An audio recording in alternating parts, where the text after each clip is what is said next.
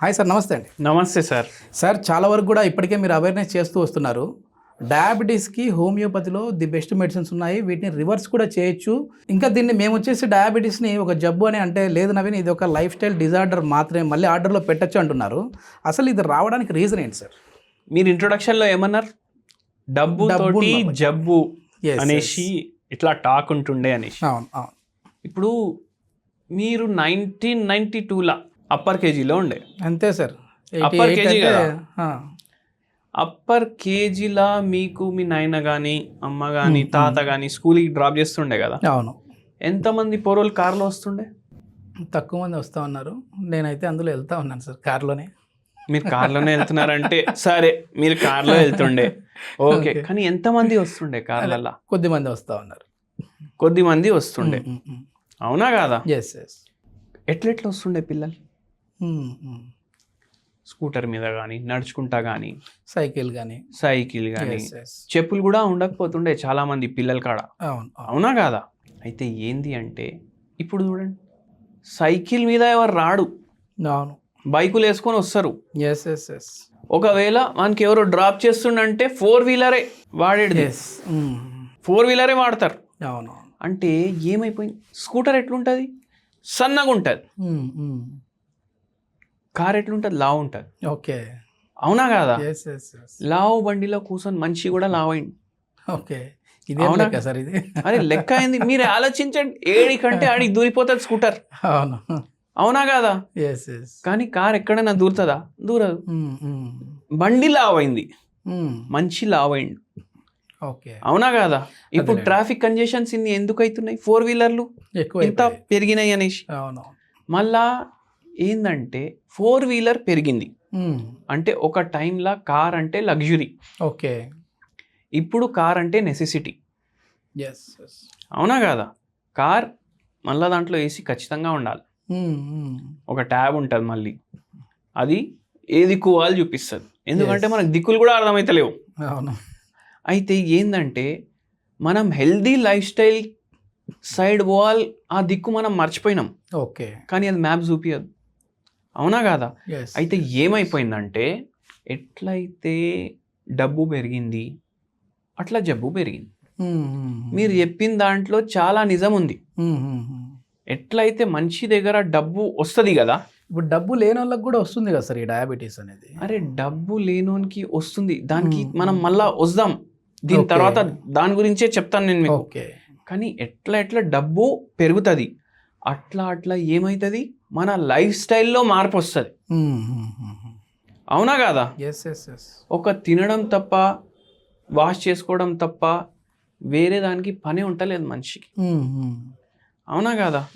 పక్క సందులో కింద దిగితే 10 అడుగులు వేస్తే కిరాణా దుకాణం ఉంటుంది, అవును, వాళ్ళ దగ్గర ఓడం ఆపేసినాం.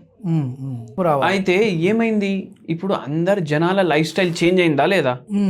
అందరికి కార్ ఉంటుంది చాలా మందికి, మళ్ళా దాని తర్వాత ఇంటికాడ లిఫ్ట్ ఉంటుంది, కిరాణా దుకాణం పక్కకే ఉంటది, 10 అడుగులు వేస్తే చూసే తీసుకుంటా ఉన్నారు ఇప్పుడు ఇల్లు కూడా దగ్గర ఉండాలనే. అది ఇప్పుడు మీరు ఇల్లు మార్చి ఎన్ని సంవత్సరాలు అయింది? నేను ఒక 5 years అయింది. అప్పుడు స్విగ్గీ జొమాటో అంత ట్రెండ్ లేకుండే, ఇప్పుడు అది కూడా అవసరం లేదు. ఇల్లుందా, 2 బెడ్రూమ్లు ఉన్నాయా, ఒకటి పిల్లలకి ఒకటి వాళ్ళకి, మళ్ళా దాని తర్వాత హాల్ ఉందా లేదా, ఇంటర్నెట్ కనెక్షన్ వస్తుందా లేదా, లిఫ్ట్ ఉందా లేదా, కిరాణా దుకాణం తోటి ఇప్పుడు ఎవరికి అవసరం ఉంది అన్నట్టు అయిపోయింది పని. అయితే ఏమైపోతుంది, మన లైఫ్ స్టైల్ ఈజీ అయిపోతుంది. లైఫ్ స్టైల్ రోగం కదా షుగర్. మన లైఫ్ స్టైల్ మనం మంచిగా చేస్తున్నామని అనుకుంటున్నాం, కానీ ఏమైతుంది, మన లైఫ్ స్టైల్ మనకు సుకూన్ ఇస్తుంది, ఆరామిస్తుంది, కానీ రోగాలు గిఫ్ట్గా ఇస్తుంది. ఇప్పుడు చిన్నప్పుడు లేస్ ప్యాకెట్ వస్తుండే, అవును సార్, అది చింపేస్తే దాంట్లో టాజో వస్తుండే ఒకటి, ఓకే, ఫ్రీ, అవునా కాదా?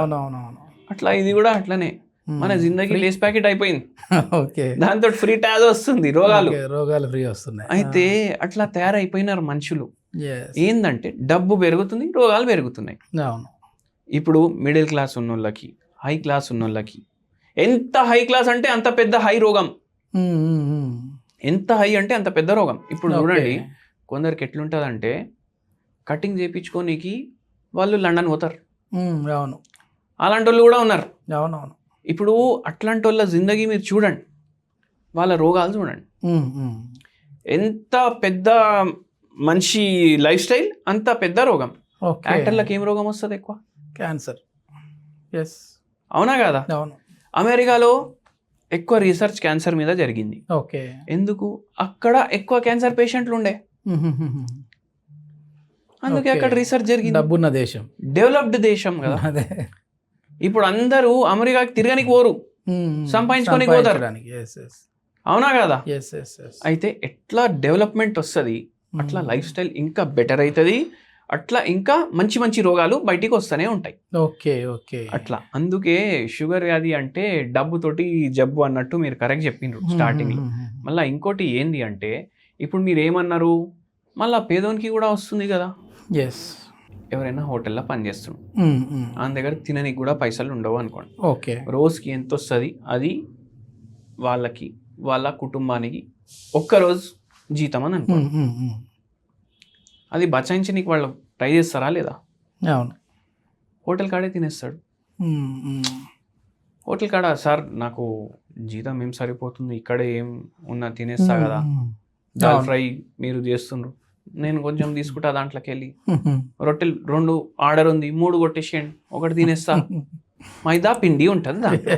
అవునా కాదా? అరే ఏమైంది సార్, నేను మాట్లాడేది అన్ని అదే ఆ కకృతి పాట ఇప్పుడు ఈ డిసీజ్కి కారణం. మళ్ళీ ఏం చేస్తారు కకృతి అంటే, ఇప్పుడు చూడండి, పిల్లోనికి స్కూల్ ఫీజు కట్టాలి ఫస్ట్ కి. అదే. అవునా కాదా? ఈ డబ్బులు రోజు 30 రూపాయలు 30 రూపాయలు 30 రూపాయలు 30 రూపాయలు జమ చేసుకుంటే ఏదో పనికి వస్తాయి కదా. అవునా కాదా?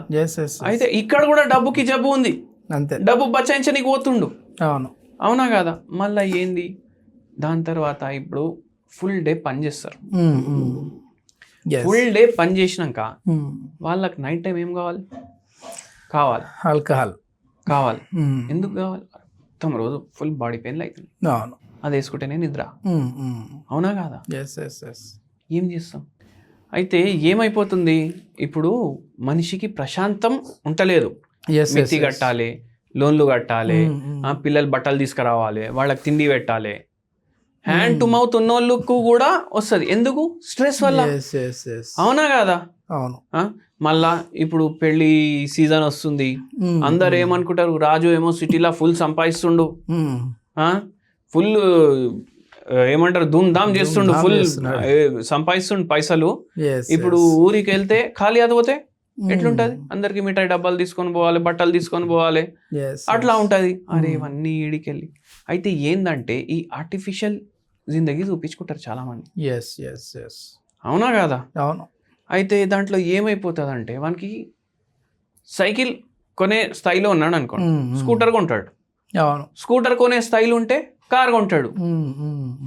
ఊరికి పోతాం కదా కార్లా, అరే బస్సులో ఎవరు వస్తాం, టికెట్ పెట్టి రామ్, మేము కార్ వేసుకొని వస్తాం.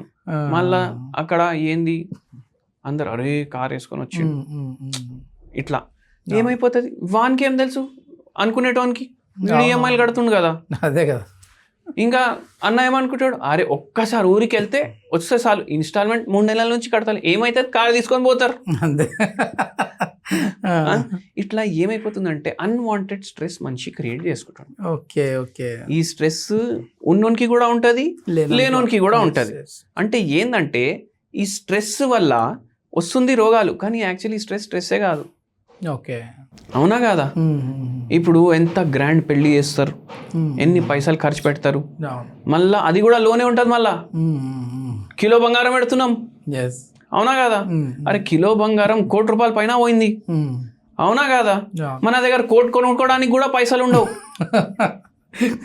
కోటిన్నర పెట్టాడు, కోటిన్నర. మళ్ళా స్ట్రెస్. మనకు ఆ స్ట్రెస్ వల్ల కూడా ఈ రోగాలు పెరుగుతున్నాయి. అయితే లైఫ్ స్టైల్ డిసీజెస్ అయితే ఉంటాయి, వంశపారిపరంగా ప్రతి ఒక్కరు వంశంలో ఉంటారు డయాబెటీస్. కానీ తెచ్చుకునే పని మన చేతిలో ఉంటుంది. అయితే తెచ్చుకున్నాక కూడా దాన్ని మనం అప్పటికి మారిపోవాలి. అవునా కాదా? అయితే అట్లా